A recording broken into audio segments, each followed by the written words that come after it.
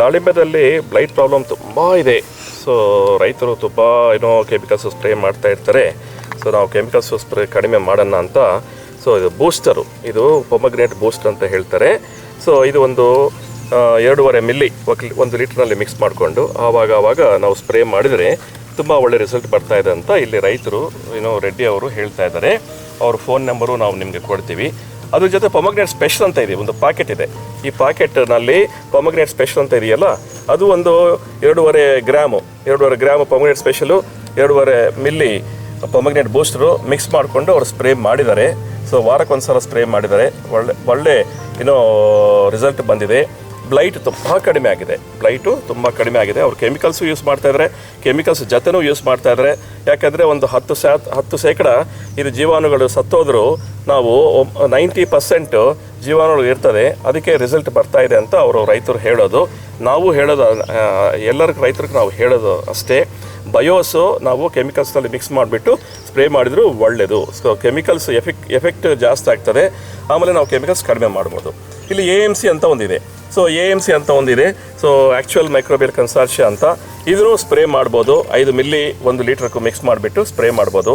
ಇದು ಭೂಮಿಗೆ ನಾವು 1 ಲೀಟ್ರು 800 ಲೀಟ್ರ್ನಲ್ಲಿ ಮಿಕ್ಸ್ ಮಾಡಿಕೊಂಡು ಅದರಲ್ಲಿ 2 kg ಬೆಲ್ಲ ಹಾಕ್ಕೊಂಡು 5 ದಿವಸ ಬಿಟ್ಬಿಟ್ಟು ಅದು ನಾವು ಡ್ರಿಪ್ಪಿಗೆ ಬಿಡ್ಬೋದು.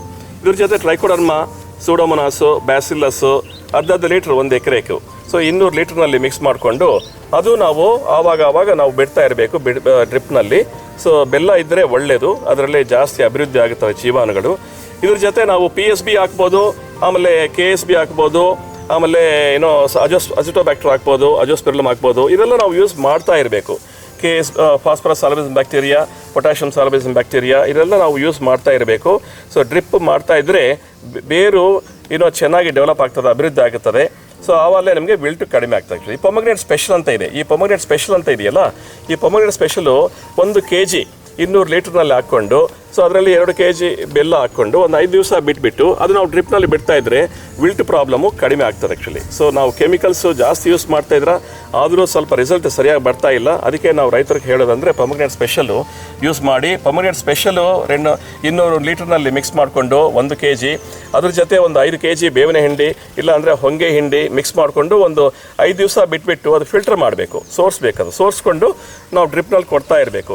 ಈ ಕೆಲಸ ನಾವು ರೆಗ್ಯುಲರಾಗಿ ಮಾಡ್ತಾ ಇರಬೇಕು. ಟ್ರೈಕೋಡರ್ಮಾ, ಸೂಡೋಮೊನಾಸು ಸೇರಿಸಬೇಕು. ಸೊ ಅದ್ರ ಜೊತೆ ಇವಾಗ ಕಾಯ ಸೈಜ್ ಚೆನ್ನಾಗಿ ಬರಬೇಕು.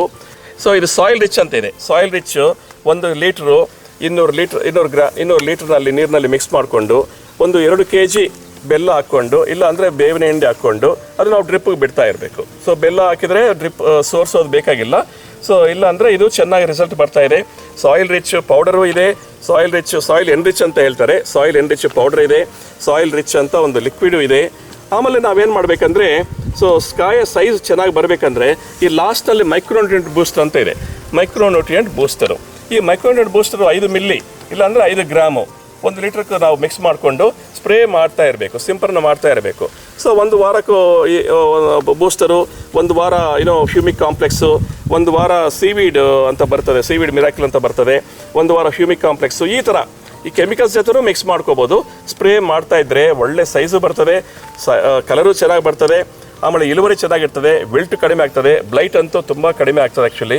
ಸೊ ಈ ಥರ ರೈತರು ತುಂಬ ಈ ಥರ ಉತ್ಪಾದನೆಗಳು ಉಪಯೋಗಿಸ್ತಾ ಇದ್ದರೆ ಒಳ್ಳೆ ರಿಸಲ್ಟ್ ಬರ್ತದೆ ಆ್ಯಕ್ಚುಲಿ. ಸೊ ನಾನು ಕನ್ಸಲ್ಟೆಂಟು ಇವ್ರಿಗೆ, ಸೊ ಡಾಕ್ಟರ್ MS ರಾವ್ ಅಂತ. ಸೊ ನಾನು ಬಯೋಸು ಇಂಡಿಯಾದಲ್ಲಿ ನಾನು ಪ್ರಮೋಟ್ ಮಾಡ್ತಾ ಇದ್ದೀನಿ. ಟ್ರೈಕೋಡರ್ಮಾ, ಸೂಡೋಮೊನಾಸು, ಬ್ಯಾಸಿಲಸ್ಸು ಇವೆಲ್ಲ ರೈತರಿಗೆ ಉಪಯೋಗಿಸಿ ಅಂತ ಹೇಳ್ತಾ ಇದ್ದೀನಿ. ಸೊ ಯಾರನ್ನ ಬೇಕಂದರೆ ಅವರು ನಮ್ಮ ಭೇಟಿ ಮಾಡ್ಬೋದು.